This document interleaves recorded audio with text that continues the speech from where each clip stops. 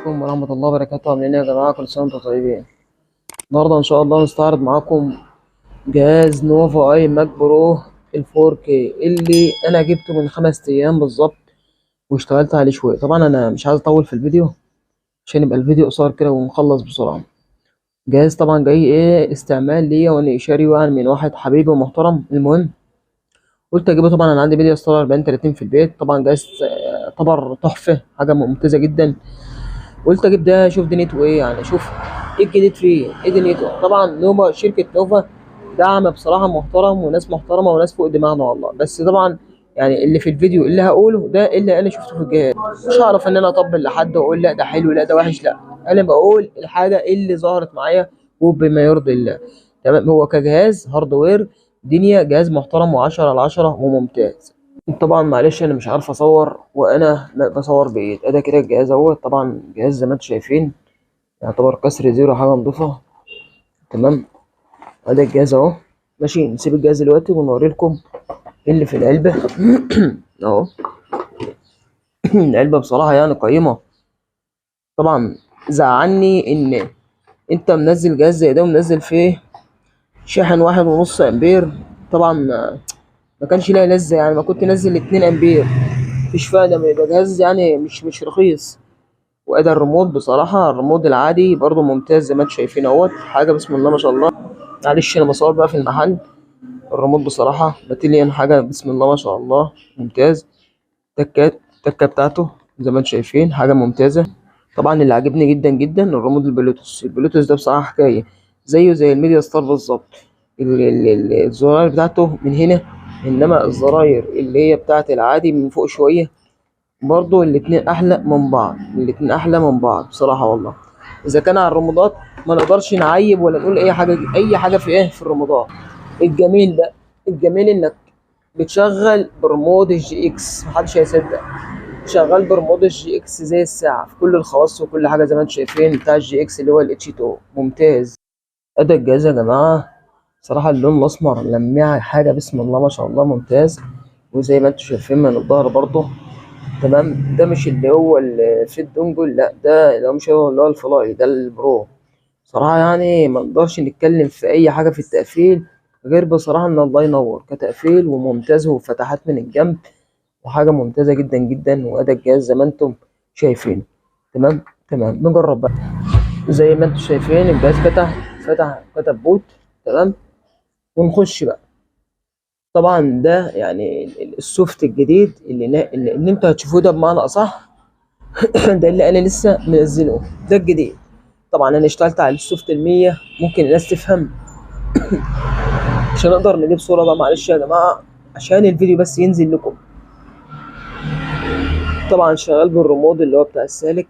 طيب مبدئيا بس الخلاصة احنا هنقوله بس في الكلام كده على طول. السوفت ده تقيل. السوفت الجديد ده انا دلوقتي بقى عمال اتك اكتر من 50 تكة عشان ايه؟ يعني ينفذ معايا الامر بمعنى اصح. سوفت تقيل. طيب الناس اللي كانت عماله تقول احنا محتاجين لانشر ايه يا عم؟ ده عندك السوفت القديم اللي هو ال 186 ده جاحد. طيب ايه مشكلته اللي خلاني ان انا اغير واجيب السوفت الجديد؟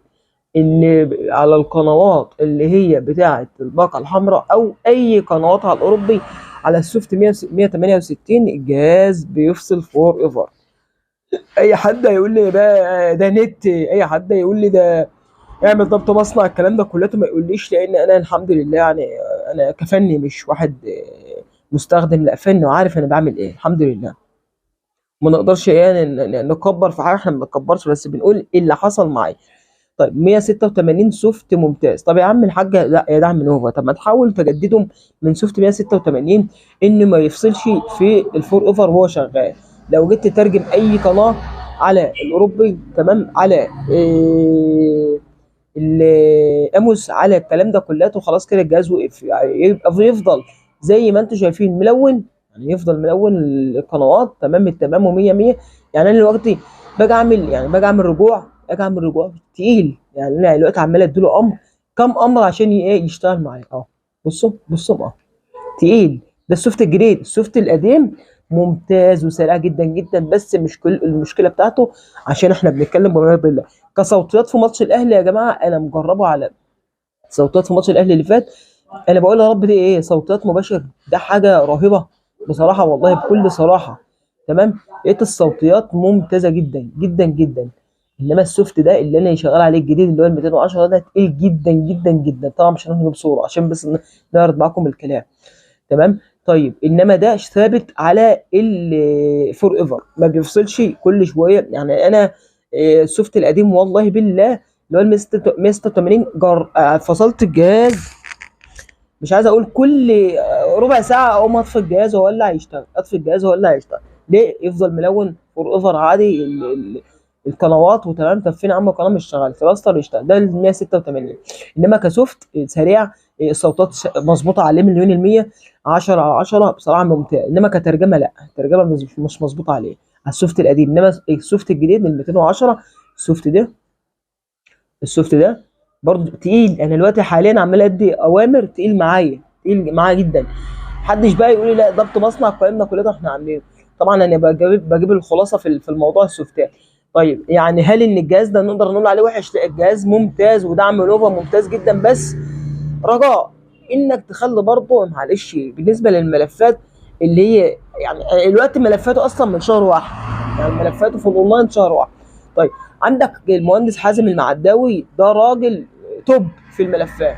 حاول يعني معلش بقدر الامكان ان احنا ندعمه ونخليه ينزل الملفات اول باول زي ما بينزل ملفات السالك وكده. راجل ممتاز في ملفاته، خط عريض حاجه ممتازه 10 على 10. ارجو من الدعم دي نقطه ثانيه، برجو من الدعم انك تنزل سوفت بلاش ال 210 اللي هو في اللانشر التقيل. انا كسوفت وير ده مش عاجبني، مش داخل دماغي بصراحه. طبعا احنا مش هنقدر نجيب اي صوره ولا اي حاجه عشان الفيديو ده ينزل على اليوتيوب والناس تعرف برضه دنيته. طيب يا عم ابو جنى، طب ما انت كده ما قلتلناش يعني ايه المشكله اللي في المشكله؟ ان ممكن اعملها على الفيسبوك عادي، تنزل تشوف المشكله فعلي ان مثلا على السوفت ال 100 اللي هو ال 186 بيفصل قناه الفور اوفر على طول. تمام. ونقعد نرستر ترجمه بتوقف الجهاز. ده حاجه. ماتش امبارح بتاع اللي هو الهسبسات بتاع ريال مدريد يا جماعه، انا مجربه امبارح. تمام. ورفعت حتى فيديو صغير ممكن الناس تشوفه. صوتيات اللي هي بتاعت وينج بصراحه يعني لقيت في تقطيع رهيب ما عرفتش اتفرج عليه. جربت من نت التليفون نفس القصه وعملت برضه فيديو صغير. تمام. فانا بقول لا، انت اشتغل على السوفت القديم 186 وحدثوه، حدثوه ان هو يفضل ثابت الفور اوفر، يفضل ثابت معانا الترجمه. خلاص كده احنا مش عايزين حاجه. ولا اللانشر اللي يقول لك بقى اللانشر خليه يقعد يتعب نفسه في السوفت التقيل اللي قدام مني ده. ده الخلاصه عشان ما اطولش عليكم في موضوع نوفا اي ماك برو. انما كجهاز بصراحه ممتاز جدا، والجهاز بيشتغل 10 10. بس كسوفت لا، السوفتات بتاعته الجديده دي مش عاجباني. انا بقول يا ريت ان الدعم ان هي تهتم بالسوفت ال 168 القديم ممتاز. انا نفسي مجدد السوفت الجديد ال 210 عشان ايه؟ عشان موضوع الفصل على الفور اوفر كل شويه، واقوم راستر كل شويه راستر وهكذا. ممكن على الميديا ستار عندي اللي هو ال 4030 لو كان عمل اي مشكله بقوم انا كاتب اف 1 اف 1 3 اف 3 8 تمام بيراستر عادي وانا قاعد. انما الجهاز ده ممتاز و10 على 10، مش هنقدر نقول عليه وحش. بس ارجو منكم كدعم للسوفت وير بلاش 210، السوفت 168 حدثوه يظبطوه بملف قنوات ممتاز من حازم المعداوي ونظبط الدنيا. احنا ما طلبتش اكتر من كده. والصوتات الوينج تمام امبارح كانت بتقطع مش عجباني. فطبعا الفيديو دي للناس اللي قالوا قول رايك بما يرضي الله، هو ده رايي بما يرضي الله. انما كجهاز ما اقدرش اقول عليه وحش، الجهاز ممتاز جدا جدا. وانا نفسي يعني انا نفسي اشتريت واحد عشان اشوف دنيته ايه. انما كالسوفت ال 210 ده حاليا انا عمال اقلب اهو تقيل. وفي القنوات لو انت بتقف على قناه كده اهو ماشي، يعني انا دلوقتي مد بشوف تقيل ازاي. كل ده تقل كل ده تقل بدي تقل جدا هو دلوقتي بدي اوكي بص تقيل. محدش بقى يقول لي ده ضبط مصنع والكلام ده لان احنا عاملين الكلام ده كله. بصوا تقيل. انا دلوقتي مدي امر المفروض اصلا يعني امر كده خلاص ايه يجيب الخلفيه. بصوا لا تقيل جدا بصوا يعني اكتر من 3 4 تكات. لا تقيل، سوفت تقيل.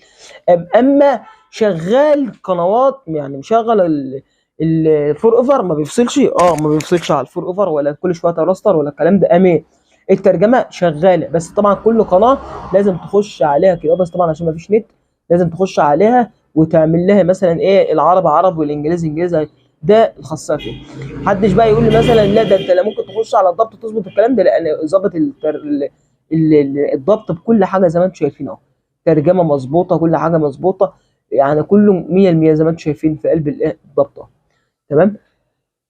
ما نقدرش نقول ان الجهاز فيه مشكله، الجهاز 10 على 10، بس ارجو من الدعم، ارجو منكم ان نسيبنا من موضوع اللانشر ونعدل موضوع السوفت 186. بصراحه سوفت جاحد وكشكل وكمنظر. تمام. ومع يعني ايه السرعه، هو سريع.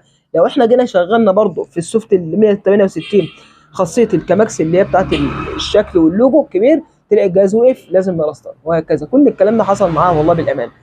فانا بقول كجهاز ممتاز جدا جدا، والصوتات بس يا ريت تتظبط. وان شاء الله لو في اي حاجه تانية او اي حد عنده اي استفسار يقول لي الجهاز عندي اعمل له فيديو اللي هو عاوزه. تمام. ومش هنقدر نقول على يعني نوفا، دعم نوفا ناس محترمه كلهم فوق راسي وناس محترمه بصراحه والله. الجهاز انا جبته قبل ما اجيبه شفت 100 فيديو عليه. تمام. طيب الناس تقول لي يا ابو جنى طب ال 40 30 ولا النوفا؟ لا أنا معلش من اللي انا شفته وبكل صراحه لا ال 40 30. 40 30 اي نعم دعم سوفت وير صفر الصفر، انما نوفا طبعا بتحدث بصراحه بكل حاجه. بس ما فيش تهنيج اللي انا بشوفه في السوفت الجديد ده ولا في السوفت القديم، ان هو كل شويه يفصل فور اوفر، كل ما الف في القناه يفصل، اجيب ترجمه يفصل القناه تفضل ملونه ويفصل، لازم ارسل عشان يشتغل. لا دي بصراحه مش عجباني في السوفت القديم. انا جاي على السوفت الجديد عشان العيب ده طبعا، مش كل شويه اقعد اقوم بنفس المنظر ده.